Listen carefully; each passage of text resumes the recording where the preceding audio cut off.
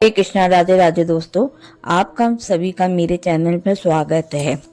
साल की सबसे बड़ी एकादशी कार्तिक मास की शुक्ल पक्ष को पड़ती है। इस साल 2024 की एकादशी कार्तिक मास की दिन मंगलवार और 12 तारीख को पड़ रही है, क्योंकि 11 तारीख को ये शाम को 6:40 पे आ रही है और 12 तारीख को ये 4:04 तक रहेगी। यानी उदय काल के समय ये 12 तारीख को पड़ रही है। तो पूरी एकादशी हम 12 तारीख को ही मानेंगे, क्योंकि उस दिन पूरी एकादशी है। इसमें दसवीं का कोई वो नहीं है। दसवीं वाली 11 तारीख को पड़ रही है, वो भी शाम को। तो सूर्य काल के आधार पे हम 12 तारीख को संपूर्ण एकादशी मानेंगे। इस एकादशी में भगवान चतुर्मास की निंदा से जागृत होते हैं। श्रीमन्नारायण नारायण मंगल काम चालू हो जाते हैं। एक दिन से विवाह का जैसे जो काम नारायण हर काम एक दिन से वो चालू हो जाता है। जो लोग एकादशी व्रत चालू करना चाहते हैं वो इसी देव उठान वाली एकादशी से अपने व्रत एकादशी के चालू करते हैं। तो जिन्होंने कभी व्रत नहीं करा एकादशी का और वो एकादशी व्रत उठाना चाहते हैं तो इसी ही एकादशी से अपना व्रत चालू करें। साल की पूरी एकादशी किसी बड़ी एकादशी से चालू होती है। आज इस वीडियो में हम जानेंगे कि एकादशी के व्रत करने का क्या नियम है और इसका पालन कब होता है और कैसे करना चाहिए।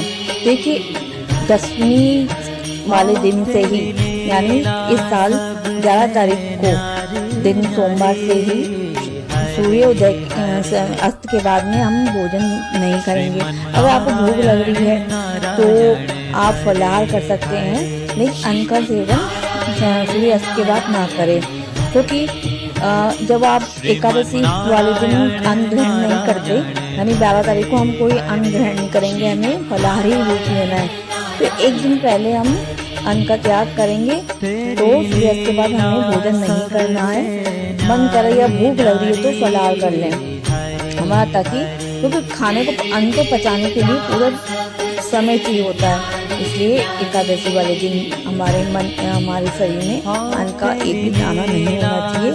इसलिए हम संध्या काल से 10 तारीख की संध्या काल से हम भोजन नहीं करेंगे। फलाहार के रूप में आप फल दूध ले सकते हैं। 12 तारीख को आपको करना क्या है। 12 तारीख को सुबह ब्रह्म मुहूर्त में आप उठिए। ब्रह्म मुहूर्त आपका जैसे 4 बजे से चालू हो जाता है और 5:30 तक, मतलब जब तक तारों की छांव है जब तक आप ब्रह्म मुहूर्त रहता है। तो आप सुबह उठें और अपने पानी के अंदर जिससे आप स्नान कर रहे हैं उसमें थोड़ा सा गंगा जल डालें।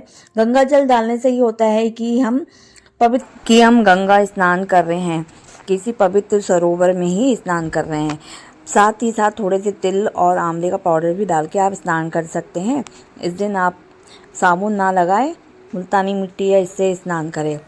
नहाने के बाद में आप स्वच्छ कपड़े पहने और भगवान जी की पूजा पाठ करें। सुबह ठाकुर जी के दिए जलाएं और उसके बाद में तुलसी महारानी के दिया जलाएं और उसी वक्त आप उसके सुबह तुलसी महारानी के सुबह तारों के छाँव में ही आप परिक्रमा करें और उनको भोग अर्पित करें। कम से कम 108 तुलसा जी की उस दिन एक तुलसा एकादशी को, देवउठनी एकादशी को 108 परिक्रमा करें।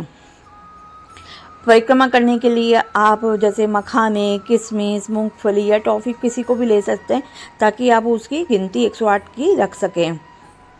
सुबह की पाठ पूजा से निवृत्त होकर आप अपना घर का काम करें। फिर संध्या काल से पहले देव को उठाएं, विष्णु जी को चरण बनाएं और उन देव को उठाएं। देव उठा के गीत गा के और मांगलिक गीत गा के देव को उठाएं।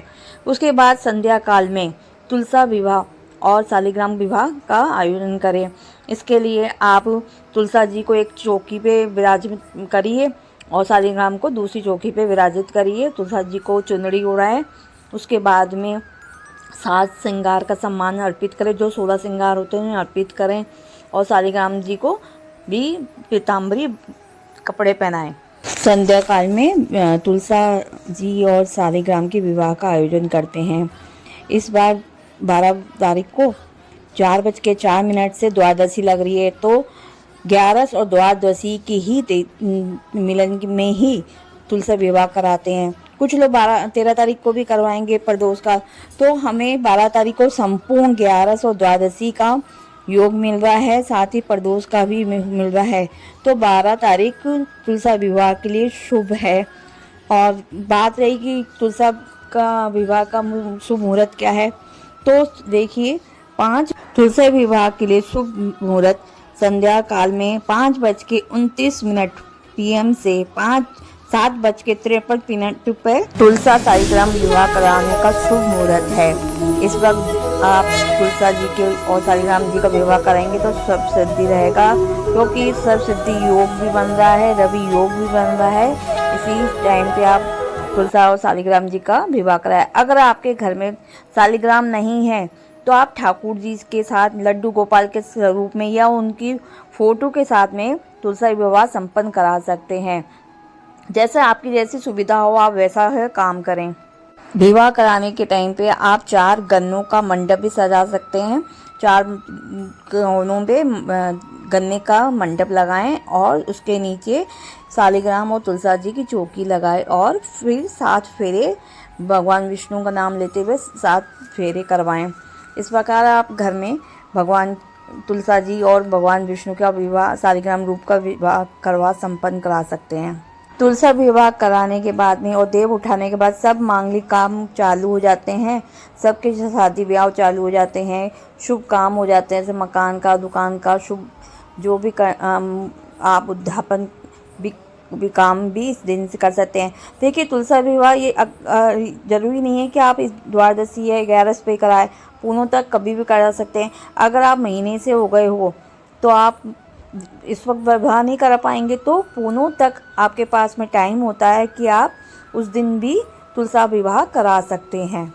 तो बात रहेगी कि तुलसा विवाह कब और कैसे कराना है। अब हम जो 11 का हमने जो व्रत कराया उसका पारायण कब हो, तो 11 का जो व्रत का पारायण है वो 13 नवंबर को 6:29 से लेकर 8:39 तक रहेगा।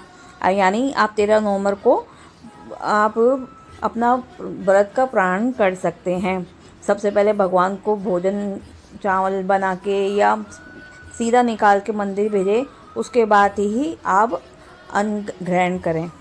कुछ बहनों के मन में बात होती है कि हम इस टाइम महीने से हो जाए तो हम पूजा पाठ कैसे करें। देखिए आप पूजा पाठ तो नहीं कर सकती, लेकिन घर के और सदस्यों से आप पूजा पाठ करवा सकती हैं, तुलसा विवाह का सारा कार्यक्रम करवा सकते हैं। नहीं तो पूनों तक आपके पास समय है, आप तुलसा जी का विवाह करा सकते हैं। और देव उठाने का काम है तो घर के और सदस्य, आपके पति हो, आपके बच्चे हो, सास ससुर हो, जो भी हो, उनसे देव उठाने का काम कर सकते हैं और तुलसा जी का भी विवाह करवा सकते हैं। अगर आप चाहें तो पूनों तक समय होता है तो आप पूनों तक भी तुलसा विवाह का काम कर सकते हैं।